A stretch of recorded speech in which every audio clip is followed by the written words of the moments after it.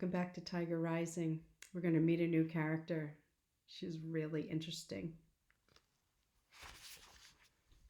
Nobody wore pink lacy dresses to school. Nobody. Even Rob knew that. He held his breath as he watched the girl walk down the aisle of the bus. Here was somebody even stranger than he was sure.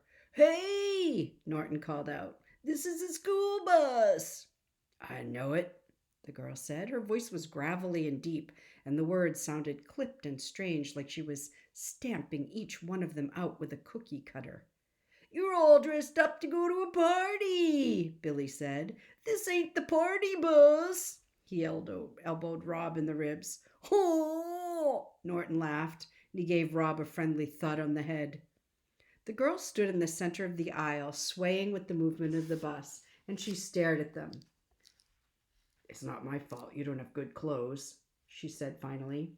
She sat down and put her back to them. "Hey!" Norton said. "We're sorry." "What's your name? We didn't mean nothing. Hey!" The girl turned and looked at them. She had a sharp nose and a sharp chin and black eyes. "Sistine," she said. "Sistine!" hooted Billy. "What kind of stupid name is that?"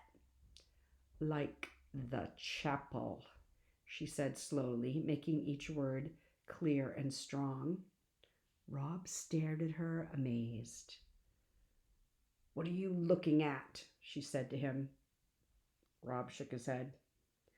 "Yeah," said Norton, and he cuffed Rob in the ear. "What are you staring at, disease boy? Come on," he said to Billy. And together they swaggered up the aisle of the bus and sat in the seat behind the new girl. They whispered things to her, but Rob couldn't hear what they were saying. He thought about the Sistine Chapel. He had seen a picture of it in the big art book that Mrs. Dupuy kept on a small shelf behind her desk in the library. The pages of the book were slick and shiny, and each picture made Rob feel cool and sweet inside, like a drink of water on a hot day. Mrs. Dupuy let Rob look at the book because he was quiet and good in the library. It was her reward to him. In the book, the picture from the ceiling of the Sistine Chapel showed God reaching out and touching Adam. It was like they were playing a game of tag, like God was making Adam it. It was a beautiful picture. Rob looked out the window at the gray rain and the gray sky and the gray highway, and he thought about the tiger. And he thought about God and Adam, and he thought about Sistine. He did not think about the rash. He did not think about his mother. And he did not think about Norton and Billy Threemonger. He kept that suitcase closed. Sistine was in Rob's 6th grade homeroom class. Mrs. Soames made her stand up and introduce herself. "My name," said Sistine in her gravelly voice, "is Sistine Bailey." She stood at the front of the room in her pink dress, and all the kids stared at her with open mouths as if she had just stepped off a rocket ship from another planet. Rob looked down at his desk. He knew not to stare at her. He was started to work on a drawing of the tiger. "What a lovely name," said Mrs. Soames. "Thank you," said Sistine. Patrice Wilkins, who sat in front of Rob, snorted and giggled and covered her mouth.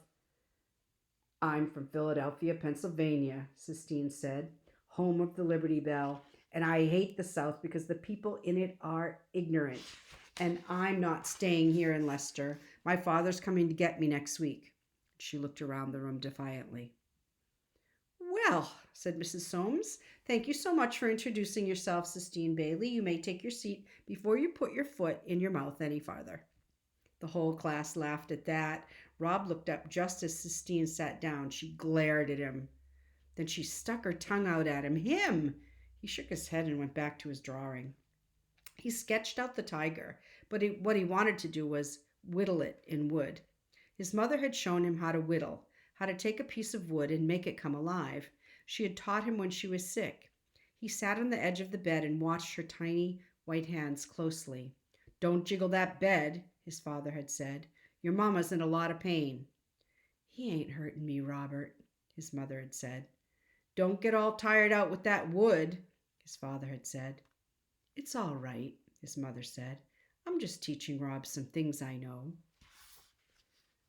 But she said she didn't have to teach him much. His mother told him he already knew what to do. His hands knew, that's what she said. Rob, said the teacher, I need you to go to the principal's office. But Rob didn't hear her. He was working on the tiger, trying to remember what the eyes looked like. Robert, Mrs. Soames said. Robert Horton. Rob looked up. Robert was his father's name. Robert was what his mother had called his father. Mr. Felmer wants to see you in his office. Do you understand? Yes, ma'am, said Rob. He got up. He took the picture of the tiger and folded it up and put it in the back pocket of his shorts. On his way out of the classroom, Jason Utmeyer tripped him and said, See you later, Tard. And Sistine looked up at him with her tiny black eyes, and she shot him a look of pure hate.